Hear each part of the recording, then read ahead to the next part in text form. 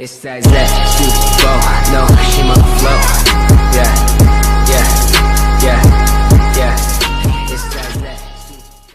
Turkish jets hammer Syrian town to oust US-backed Kurdish militia.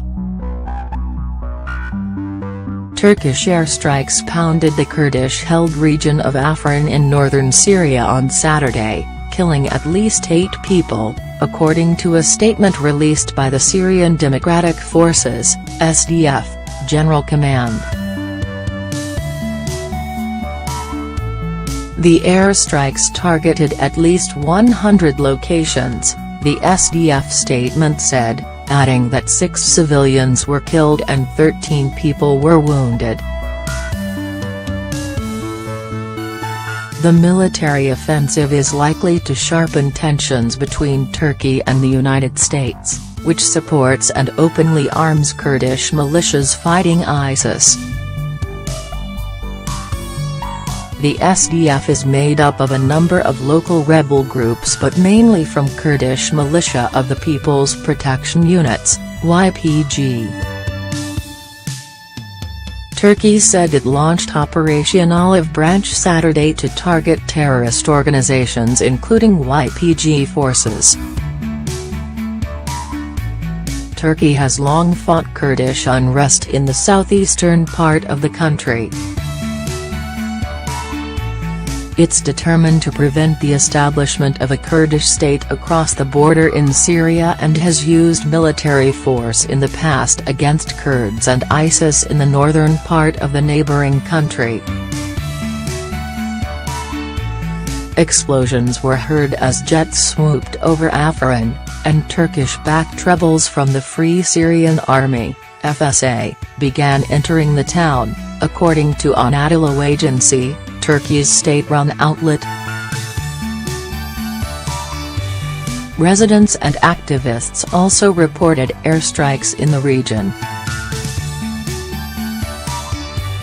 The Turkish military said the Air Force destroyed 108 targets in 7 regions, including weapons depots and barracks belonging to Kurdish militias and ISIS. Armed forces said that all of the dead and wounded brought to hospitals are Kurdish militia members. 72 planes taking part in the operation returned to base safely, it said. A statement from the YPG command in the Afrin district said Turkish forces tried to cross the border near the villages of Ka-Urdu and Balia but YPG fighters pushed them back. "We have no choice." Speaking at the news conference in Ankara, Turkish Prime Minister Binali Yildirim said land forces may take action next. As of tomorrow, depending on developments, our land forces will carry out the necessary steps. In addition to Turkish soldiers, FSA units will also take part, he said. The YPG issued a statement on a pro-PKK news outlet, ANF, calling the Turkish attack barbaric. "We have no choice but to resist," the YPG statement said. "We call upon all of our young people to meet in the ranks of resistance, taking the resistance spirit of our sacrificial martyrs as an example."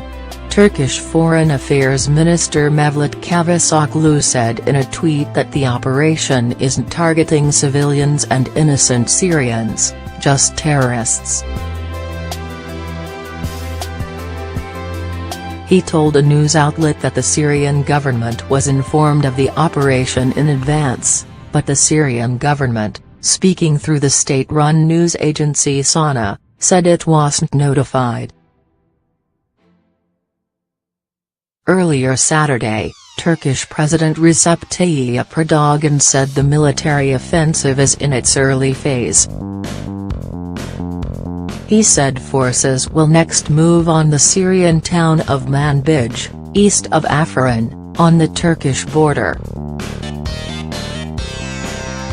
"We know that without security in Syria, There cannot be security in Turkey, Erdogan told members of his ruling party in Kütahya.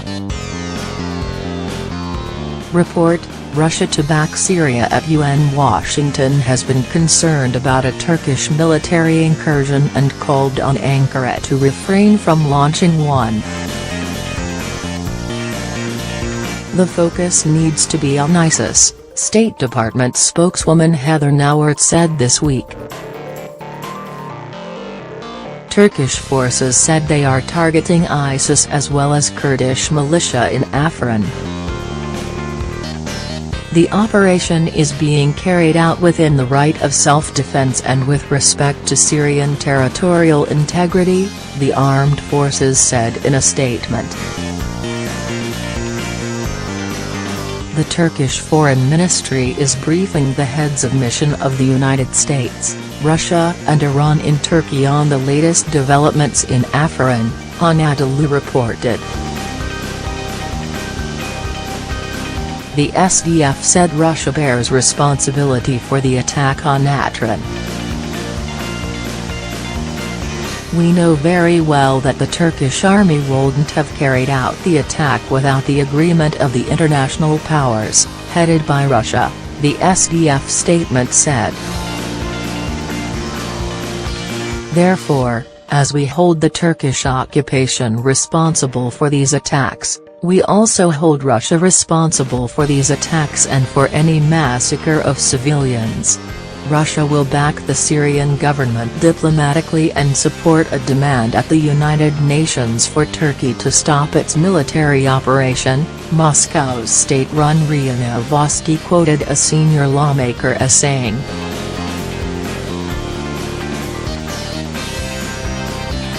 At the United Nations, not only Syria will demand the termination of this operation, Russia will support these demands and will provide Syria with diplomatic assistance, said the lawmaker, Franz Klintsevich.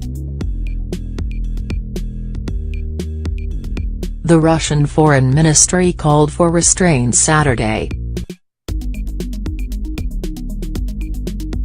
Its defense ministry said it had relocated some troops out of the Afrin area to prevent possible provocations and to exclude the possibility of the threat to the life and health of Russian servicemen. Gen. Joseph F.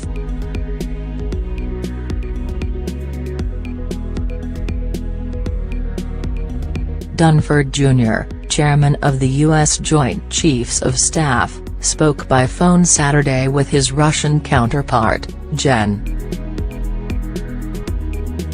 Valery Gerasimov, about a number of issues, including Syria.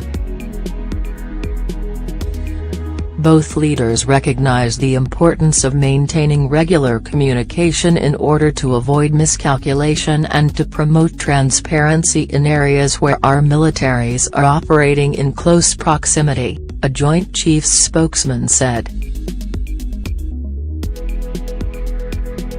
In keeping with past practice, both have agreed to keep the details of their conversations private.